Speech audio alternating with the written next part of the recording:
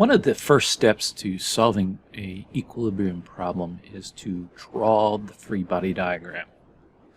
The first step in a free body diagram that we want to do is we want to isolate the rigid body or object that the forces are being applied to. In this case, we've got a simple beam, and we will then represent that beam as just a elongated rectangle. In this case, we don't have any, they're all acting on the same x-axis, but we can still just draw it as that rectangle. So then the next thing we want to do is we want to look at the applied loads. In this case, we just have the one concentrated load. And when we're applying that to our rigid body, we got to take note of its location, its direction, magnitude, and we also want to label it.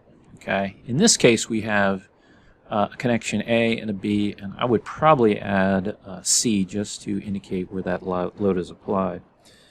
The next step after that is to identify and label all the reactionary forces.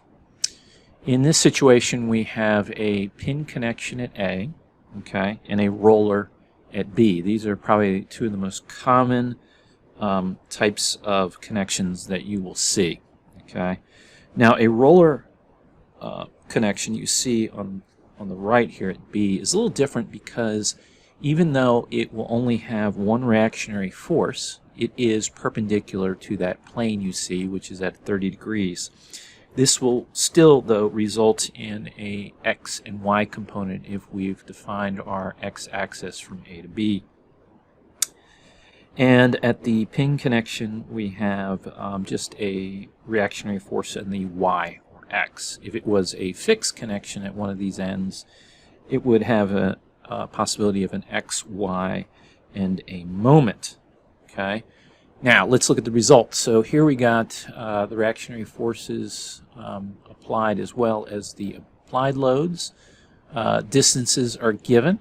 The only thing I would add to this would be the A, B, and I would apply a identifier of C at the point of the 4 kilonewton force.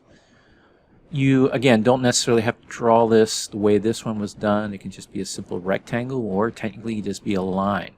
I would also break up my force applied at the roller connection and show my components of that as well. And by just using cosine we can, and sine we can demonstrate what those forces are in terms of each other. Alright, so next I want you to look at this sketch I have for a problem. I want you to pause it, and then I want you to draw the three-body diagram, and after you unpause it, you will see the solution.